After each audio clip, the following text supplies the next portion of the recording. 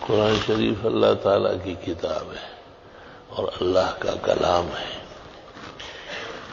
اول سے اخیر تک معجز ہے، یعنی مخلوقات اس کی نظیر لانے سے عاجز اور بے بس،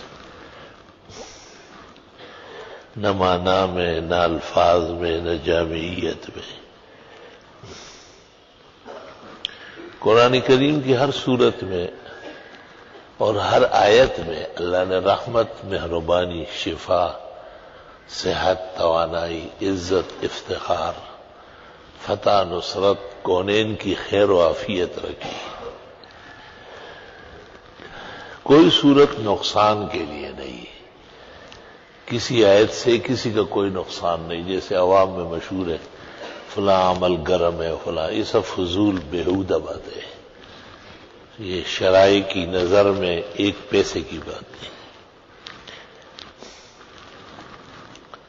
بعض صورتوں کو بعض مفاخر حاصل ہے، بعض صورتوں کو بعض فضیلتیں حاصل ہیں۔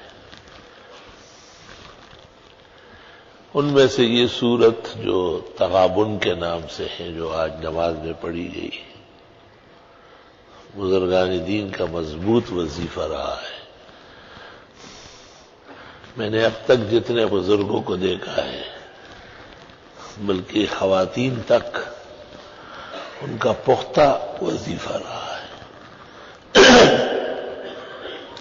وظیفہ اس کو کہتے ہیں کہ زندگی کا حصہ ہو، جب تک وہ جیے، خواہ سفر میں ہو، حضر میں ہو، صحت میں ہو، مرض میں ہو، اس صورت سے سروکار رکھتے ہیں۔ اور لاعلاج بیماریوں میں، جس میں اسباب بظاہر معطل معلوم ہوتے ہیں، ڈاکٹر یا حکیم، طبیب یا دنیا کے نسخے اور تدبیر کی شکست جب نظر آ جائے، یہ صورت عجائب دکھاتی ہے۔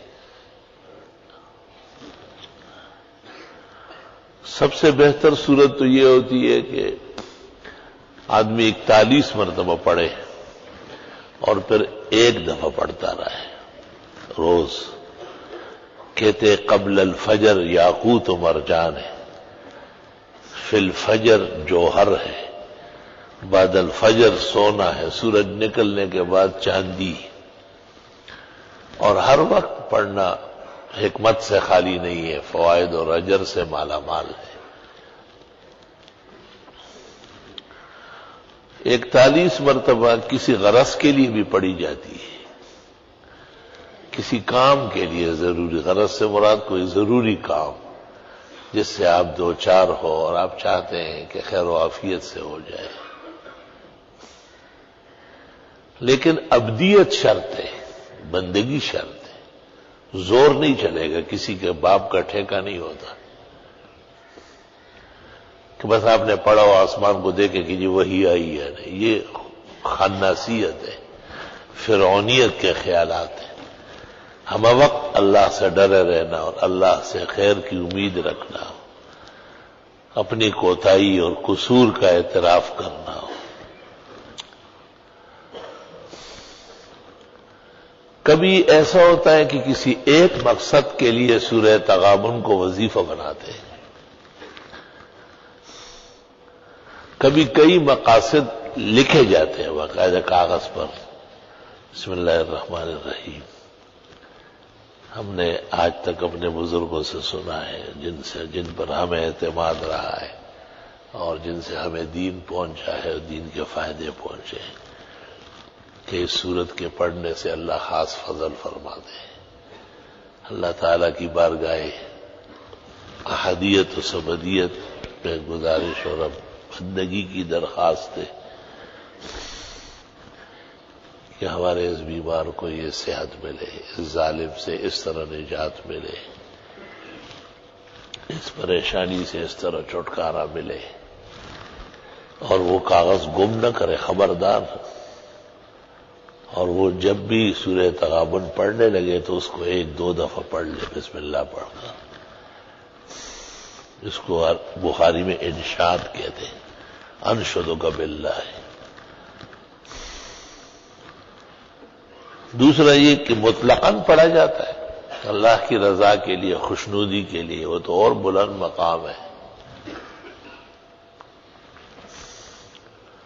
کہتے ہیں آیت کریمہ جو کثرت سے پڑھتا ہو یا استغفار یا سورہ تغابن، وہ کسی کو بالکل بد دعا نہ دے ورنہ تباہ و برباد ہو جائے گا، اس کو پتہ بھی نہیں چلے گا، اس کی گردن ادھر ٹوٹ جائے گی۔ احتیاط بہت زیادہ ضروری ہے، خود احتیاط کریں۔ کبھی ایسا ہوتا ہے کہ مرض کا غلبہ ہوتا ہے تو تعداد بڑھانی پڑتی ہے، جب مرض کا استعداد ہو تو اس کی بھی تعداد بڑھا لو۔ مثلا 1 گھنٹے میں تو جب پڑھتا ہوں کبھی تو 1 گھنٹے میں 41 مرتبہ آرام سے ہو جاتی ہے۔ 18 آیات ہے، اگرچہ بڑی بڑی آیت ہے۔ اور کبھی ایسا کرتے ہیں کہ ساتھیوں کو بٹھاتے ہیں، اب پورا برابر کی تقسیم کرنا پڑتا ہے۔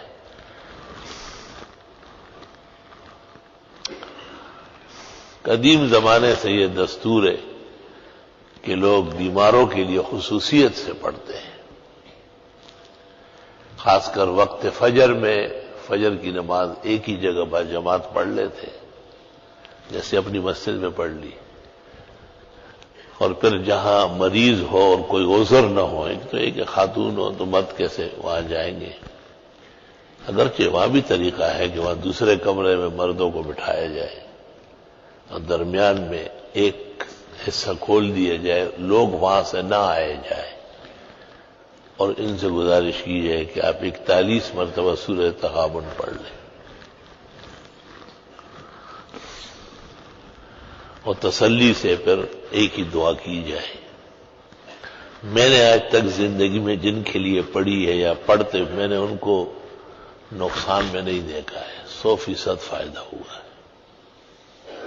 یہاں کراچی میں ایک شخص تھا، جوانی کے عالم میں گر گیا تھا، بالکل لولا لنگڑا ہو گیا تھا۔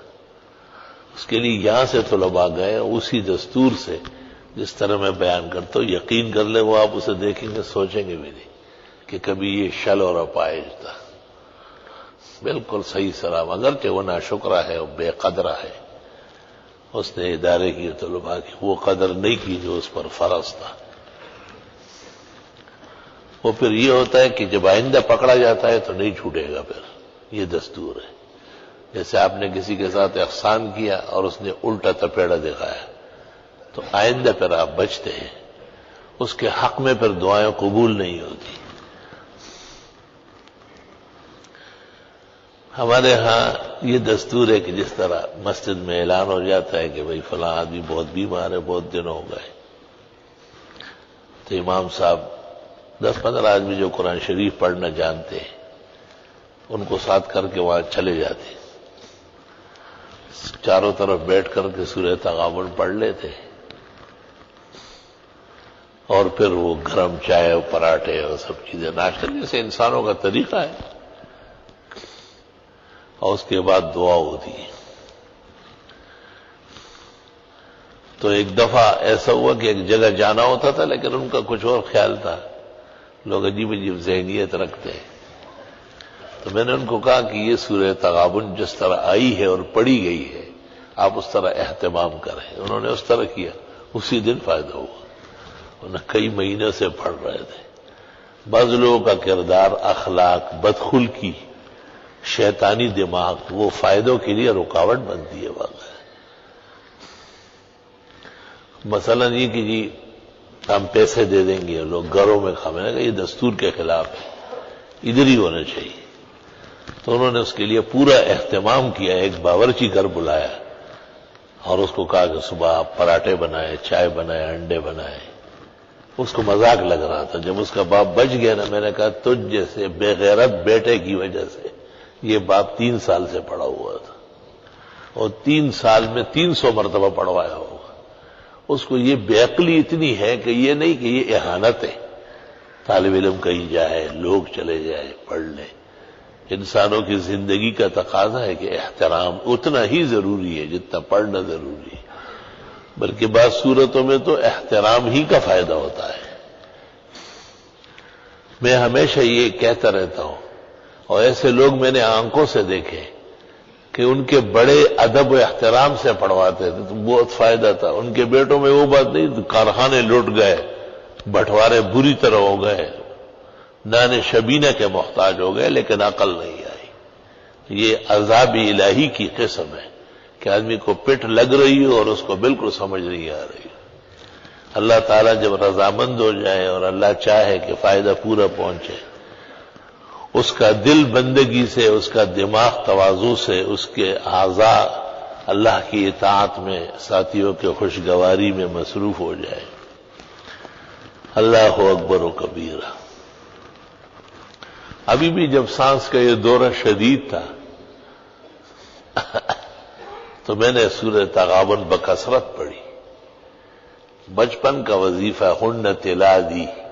ابن مسعود کہتے یہ تو میرے بچپن کے اعمال میں سے ہے، وہ شوق سے پڑھا. تو وہ رات کو بھی 41 مرتبہ پڑھا، صبح فجر میں آنے سے پہلے بھی پڑھتا رہا، اور متفکر بھی بہت زیادہ تھا. تو میں نے ایک خوبصورت جوان دیکھا، بہت حسین جمیل اور تمام اعضاء سے پر، حسن سے پر. تو میں نے پوچھا کیا نام ہے؟ کہا ذالک یوم التغابن، سورہ تغابن. اللہ اکبر. کہا آج آپ کو صحیح طرح کھڑا کر دیتے ہیں.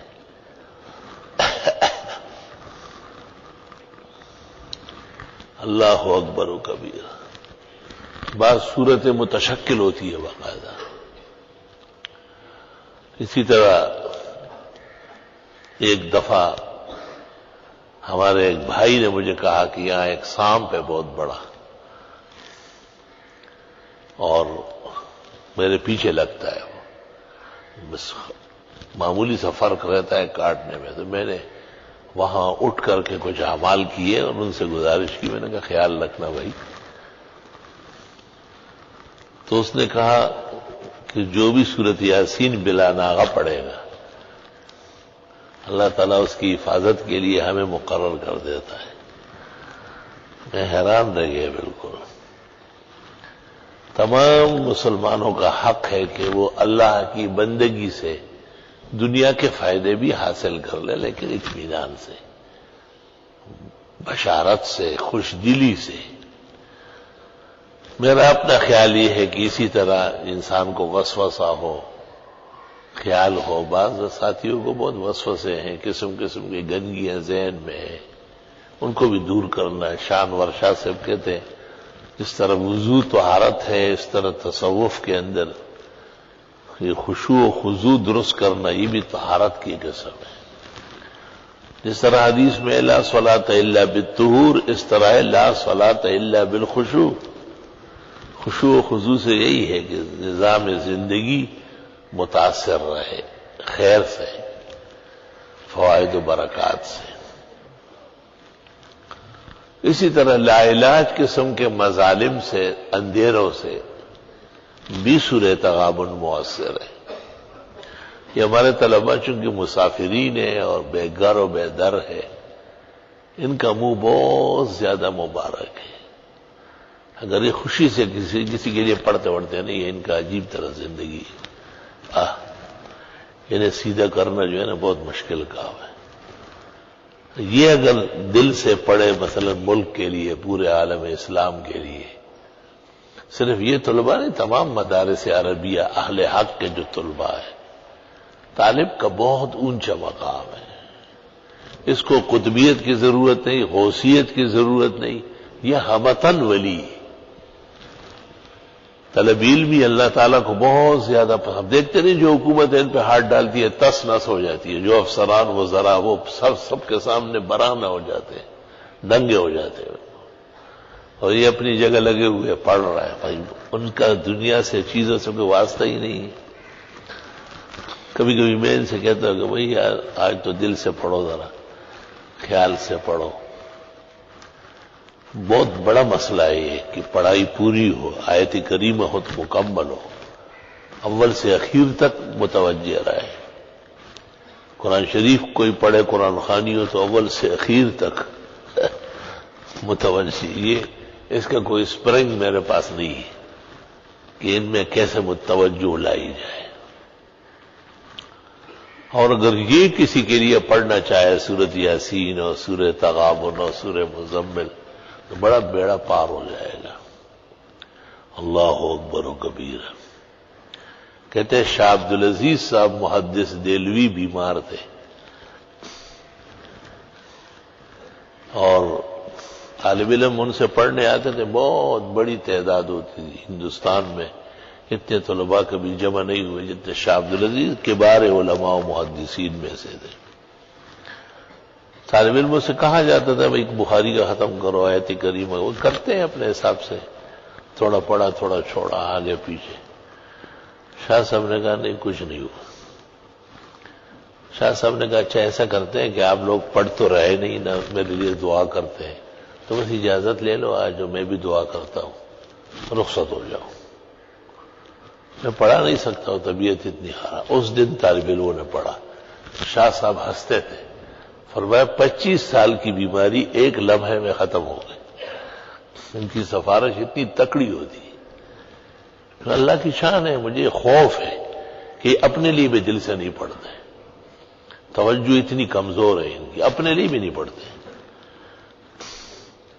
ایک طالب علم ایک ناحق کیس میں گرفتار تھا، میں نے اس کو کسی طریقے سے پیغام دیا تو وہ وقت لگ گیا اس میں، اچانک چھوٹ کے آ گئے، کہنے لگے کل ہی پڑھا آپ کا۔ میں نے کہا اس سے پہلے خط تو ملا تھا لیکن میں نے نہیں پڑھا۔ دیکھا ذرا تو مجھے انداز ہوا کہ ظالم لنفسہ کا مرض بھی ان میں ہے، اپنے لیے والدین کے لیے، وہی آپ کو علم کے لیے بھیجا ہے، گھر بار سب چیزیں آپ کے لیے معاف کی ہے کہ آپ پڑھ کے آئے، کتنا احسان ہے ان کا۔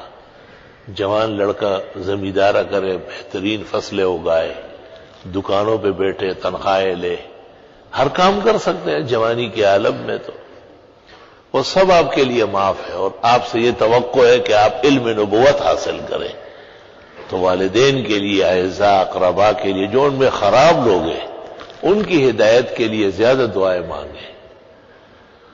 اور یاد رکھنا کہ دعاؤں کی کثرت جو ہے یہ مستجاب الدعوات کی دلیل ہے، لوگوں کی باتیں نہ سنو، اور جو ہے نا شیطانی خیالات سے توبہ طائب، خوب دعائیں مانگو۔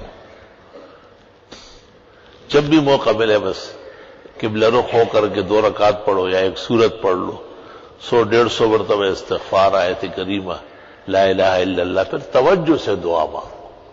دعا مانگنے میں نہ ہاتھ اوپر نیچے کرو، نہ کرچیاں کرو، نہ آسمان و زمین کو دیکھو، نہ پنکھے گنو، نہ اپنے بٹن گنو، نہ داڑھی سے کھیلو، کچھ دیر کے لیے بالکل متوجہ الی اللہ رہو۔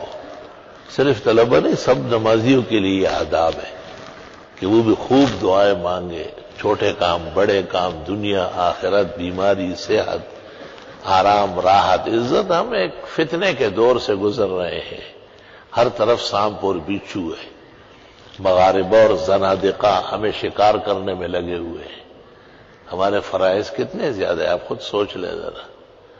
اللہ تعالیٰ نے کتنا بڑا فضل فرمایا، خون آلودہ شہر، زحمتوں میں قتل و غارت گری میں گھرا ہوا شہر، جس میں قتل و غارت اور لوگوں کو بے عزت کرنا یہ فن بن گیا تھا، یہ سیاست کا ایک معیار بنا تھا۔ اللہ تعالیٰ نے ٹوٹی پوٹی دعاؤں سے، آپ کے توجہ سے، بیٹھنے سے، دعاؤں سے بہت بڑا احسان فرمایا۔ اللہم لک الحمد والشکر علی ما انعمت علینا، ربنا اوزعنا ان نشکر نعمتک التی انعمت علینا وعلی والدینا وان نعمل صالحا ترضاہ وادخلنا برحمتک فی عبادک الصالحین واصلح لنا فی ذریاتنا انا تبنا الیک واننا من المسلمین۔ کبھی کبھی کوئی نمازی یا ان کے گھر میں یا کئی تکلیف، دعا کا اعلان۔ طالب علم کو زیادہ توجہ کرنا ہے۔ طالب علم اللہ کے نبی کا وارث ہے، صحابہ کا وارث ہے، وہ اس وقت بھی دعا کرے، دوسرے وقت بھی کتاب پڑھ کر کے بھی دعا کرے کہ اللہ ہمارے مولانا صاحب نے کسی نمازی کے لیے دعا کا کہا ہے، خدایا ان کو مشکل حل کر لے، بیماری دور کر لے، اس کی عزت بحال فرمائے، اور خوب خوب دعائیں مانگے اور دعائیں مانگنے والے بنے۔ جو دعائیں مانگیں گے ان کی چلے گی، جو نہیں مانگیں گے یا بدگمانی کریں گے وہ اللہ کے عرش سے پھینکے جاتے ہیں، مردود الدعوات ہو جائیں گے۔ اللہ تعالیٰ محفوظ فرمائے۔ اللہم حلل مشکلاتنا واقض حاجاتنا وادفع عنا بلیاتنا واسمع دعواتنا انک سمیع الدعاء۔ کچھ مہمان آ رہے ہیں، کچھ روانہ ہو گئے، دعائے خیر و عافیت فرمائے۔ اللہ تعالیٰ سب کو سالمین، غانمین، محفوظین، مأمومین اور مسونین اپنے اپنے مقامات تک خیر و عافیت سے پہنچائے۔ ادارے کے در و دیوار کے لیے، شاخوں کے لیے، شہر کے لیے، قیام امن و حفاظت کے لیے، آلودگی کے ختم ہونے کے لیے اللہ تعالیٰ مدارس کو، علماء کو، درسیات کو اور مساجد کو، توحید و سنت کو، اس کے گنگرٹ کو محفوظ فرمائے، جاری و ساری رکھے۔ جو بیماران ہیں اللہ صحت کاملہ، شفا عاجلہ دے۔ جو کسی کرب اور درد میں ہے اللہ ان کی دستگیری فرمائے۔ جن کی جو دعائیں حق تعالیٰ قبول فرمائے، جو مرادیں اللہ رب العالمین نصیب فرمائے، جو رکاوٹیں ہیں اللہ تعالیٰ دور فرمائے، جو خوشیاں ہیں اللہ عطا فرمائے، جو مطلوبہ ترقیات اور صلاحیتیں ہیں اللہ کم محنت سے اپنے خاص فضل و عنایت سے نصیب فرمائے۔ ربنا تقبل منا انك انت السميع العليم وتب علينا انك انت التواب الرحيم۔ صلی اللہ تعالی۔ وقت ہو گیا ہے، 2 رکعت پڑھ لیں۔